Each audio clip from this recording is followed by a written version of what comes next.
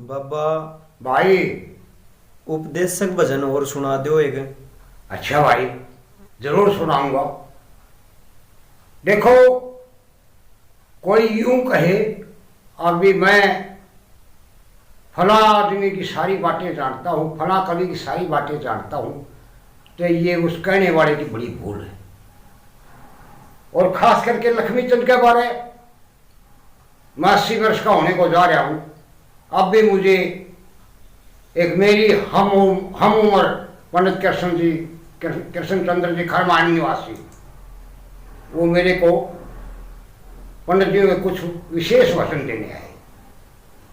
मैंने उनका बड़ा स्वागत किया कि आप इस हमारी हरियाणवी संस्कृति को जिंदा रख रहे हैं, मैं आपका धन्यवादी हूँ। तो साथियों, ऋग्वेद के 10वें समोल्लास में ब्रह्मांड की आयु 100 वर्ष की मानी गई है। भृगु जी ने, जब भगवान अम्बरीश ने 10वां अवतार धारा तो 3 वेद लिखे। उस पहले ऋग्वेद में उन्होंने 5 महावाक्यों को कंठ कराया ब्रह्मपुत्र व्यास जी को। ओम श्री स्वास्तिक प्रणव और पर। साथियों, प्रिय श्रोताओं, मैं कोई विद्वान नहीं। ओम की व्याख्या करने वाले तो विद्वान अलग ही होते हैं, लेकिन जैसा आपसे सुना, अकार उकार मकार बस बोलने के लिए 2.5 और लिखने के लिए 3। फिर नंबर श्री का आ जाता है। श्री न स्त्रीलिंग है न पुल्लिंग है, श्रीमती जी, श्रीमान जी। फिर शास्त्री का मांगलिक कार्य के लिए शुभ चिन्ह। फिर प्रणव, जिसमें सब कुछ समाहित हो जाए, सब कुछ गल जाए, उसे प्रणव कहते हैं। फिर 5वां वाक्य महावाक्य था पर शब्द का भावार्थ है सदा उड़ने वाला। तो सदा उड़ने वाला कौन है? समय है, ये रुकता नहीं। पर से ही पर शब्द की, पंख शब्द की व्याख्या हुई है। साथियों, भृगु जी ने जितनी भी सृष्टि के जंगम स्थावर जीव थे, उनके चित्त की वृत्तियों के 100 आंकड़े इकट्ठे किए। 100 कमियों को पाया। कमियां क्या है? कमियां तो चित्त की वृत्तियों की है। ये एक पल में 50 बार, एक पल में 50 बार, यही 100 का जोड़ कहलाता है। 50 संकल्प और 50 विकल्प। संकल्प का मायना होता है ये माचिस उठाऊं, ये घुंघरू उठाऊंगा, इसको संकल्प कहते हैं। भाई नहीं उठाऊंगा, इसको विकल्प कहते हैं। साथियों, 100 त्रुटियों का एक पर, 100 त्रुटियों का एक पर, और 30 पर का एक निमेष, और 18 निमेषों का एक काष्ठा, और 30 काष्ठाओं का एक घटिका, और 30 घटिकाओं की एक कला, और 2 घटिकाओं का एक क्षण, और 30 क्षणों का एक अहोरात्र, जिसे हम पल भी कहते हैं। ये हमारा कीमती समय, ये क्षण क्षण, ये पल पल जा रहा है। अतः इस मनुष्य चोले को साकार करने के लिए हमें अच्छे कर्म करने चाहिए। यहां पंडित लक्ष्मीचंद ने, उस ऋषि ने इस मनुष्य चोले की व्याख्या की है। अगर रस ऐसा करेगा तो ठीक है, ऐसा नहीं करेगा तो गलत होगा। तो मैं आपको एक उनका उपदेशक भजन सुना रहा हूं। उत्तम जन्म मनुष्य का हो से, उत्तम जन्म मनुष्य का हो से बड़ी मुश्किल तय क्या हो से, और बिना ज्ञान के नर चो लायो बेकार से डाला। रज और वीर्य मिलने से चरम मनुष्य का होया करे, साथियों, मां के पेट में जब 3 महीने का मुंगरण अंडा हो जाता है तब चमड़ी होनी शुरू होती है। सबसे पहले चमड़ी, बाद में अंग विकसित होते हैं। तो यहां देखो पंडित जी ने कितनी सुंदर सुंदर वाक्य लगाया है। रज और वीर्य मिलने से चरम मनुष्य का होया करे, और दया दान श्रद्धा कर ले तो धर्म मनुष्य का होया करे, और पुरुषार्थ तय हो परमार्थ फिर कर्म मनुष्य का होया करे, और कर्तापन के चक्कर में यो भ्रम मनुष्य का होया करे। सतपट गोपट विधि भागवत सब अपना मर्म बताओ से, और बिना ज्ञान के वो नर 14 बेकार चला जाओ। नंबर 2, ब्रह्म की गैल्या माया उपजी, ब्रह्म की गैल्या या माया उपजी, यो माया का ही द्वंद पसारा है। 10 इंद्री मन 5 विषय, ये 5 भूत का ही लारा है। त्रिगुणी माया जीव आत्मा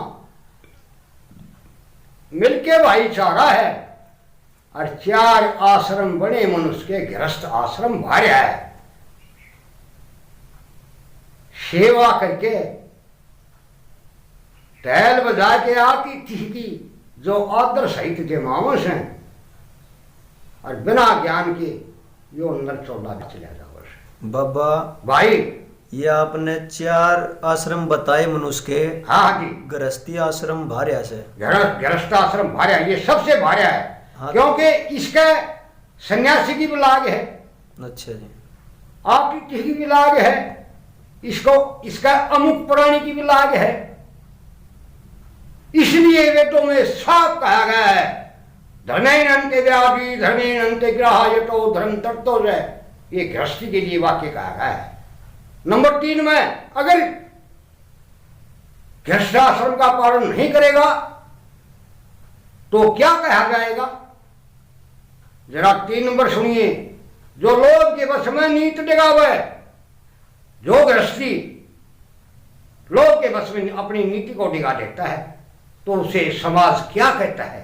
जो लोभ के वश में नीति डिगावो मानस मारा होसे, और पर त्रिया और पर धन जग में भरिया दुआरा होसे, और दया धर्म ना शर्म आया बसो निराऊत लुंगारा होसे, और धर्मराज की दरगाह में उनके जीना खारा होसे। वो तो मूंड पकड़ के रोग आज लिखा हुआ पाव से, और बिना ज्ञान के जो नर 14 बेकार चला गाँव से। देखिए भाई प्रिय श्रोताओं, यहां इस चौथी गली में उस ऋषि ने सारा ही ज्ञान झोंक दिया। वो ज्ञान क्या है जरा सुनिए ध्यान से। सेवा सत्संग ज्ञान गुरु का, सेवा सत्संग ज्ञान गुरु का चेले ने भरपूर करे, और से ज्ञान का दीपक चषक आत्मा तो भ्रम अंधेरा दूर करे, और सत का सतगुरु और चित का चेला मन में कदे नहीं गरूर करे, और भीड़ पड़ी में गुरु मान सिंह भला मेरी मदद जरूर करें, और लक्ष्मी चंडिया तृष्णा दुखती मन पल पल रोज सताओ से। गृहस्थ बिना ज्ञान के ये नर 14 बेकार चला जाओ। बोलिए साथियों प्रेम से बाबा हरि हरि की जय। बाबा एक बार हमारे श्रोताओं को ये और बता दो आप हिंदी में कि ये सत का सतगुरु और चित्त का चेला। जी जी, ये चित्त का चेला किस प्रकार मतलब कि देखिए भाई, तो ये बताओ। देखिए भाई, भगवान दत्तात्रेय ने 24 गुरुओं को माना है। सद का सतगुरु, सद का दय के नीचे हलंत, अच्छा, जिसे शब्द का गुरु कहते हैं, जिसे शब्द का गुरु कहते हैं। और भाई तो राम राम भजा कर, तुम कृष्ण कृष्ण भजा कर, इसको सतगुरु कहते हैं। हाँ, उसको सतगुरु नहीं सदगुरु सतगुरु कहते हैं। जो सतगुरु बात कहता है कि आप वाहिगुरु नाम भजिए, आप गौड़ नाम भजिए, आप राधा स्वामी नाम भजिए, आप हरिहर नाम भजिए, आप राम राम कहिए, आप कृष्ण कृष्ण कहिए, तो वो चेला मन में अपने चित्त में धर लेता है। आगे गुरु ने ये शब्द कहा था, सोते ने इसको अनुकरण करना चाहिए। हाँ, काफी चीजा में देखने ने मिला है, सुनने ने मिला है, सत का सतगुरु और चित्त का चेला। चित्त का चेला। जब देखिए इस चित्त की 5 गति बताई हमारे ऋषियों ने। चित्त विक्षिप्त, मूढ़ा, एकाग्र और नरुधा। नरुदा कहते नो इंटरगेटिव, कोई बिना रुकावट के मैं बात आपसे कर रहा हूं, मेरा ध्यान उस चेतन सत्ता में है जिसको ब्रह्मा विष्णु महेश रामकृष्ण परमहंस आदि बसते। साथियों, सब इस चित्त का ही सकल पसारा है, क्योंकि मरते वक्त मन चित्त बुद्धि अहंकार चारों जिंदा रहते हैं। इसलिए चित्त को चेतन रखिए। चेतन किस चीज में रखिए?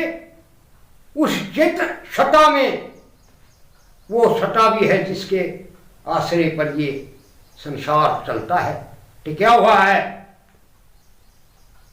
उस ईश को जानिए। जब आप अपने ईश को जान जाएंगे तब आप लय में लय हो जाएंगे। प्रभु में और आप में कोई फर्क नहीं। प्रभु तो आपके अंदर बैठा है, वो केवल आपकी भावना का भूखा है। साथियों, ये जीवन एक ही बार, वेद कहता है ये जीवन एक ही बार मिलता है, बार बार नहीं मिलता। ये भी 1,84 कष्ट हो गए, फिर हम उसको जाया कर रहे हैं। ये हमारी बड़ी भूल है। बड़े इनसे बोलिए बाबा हरिहर की।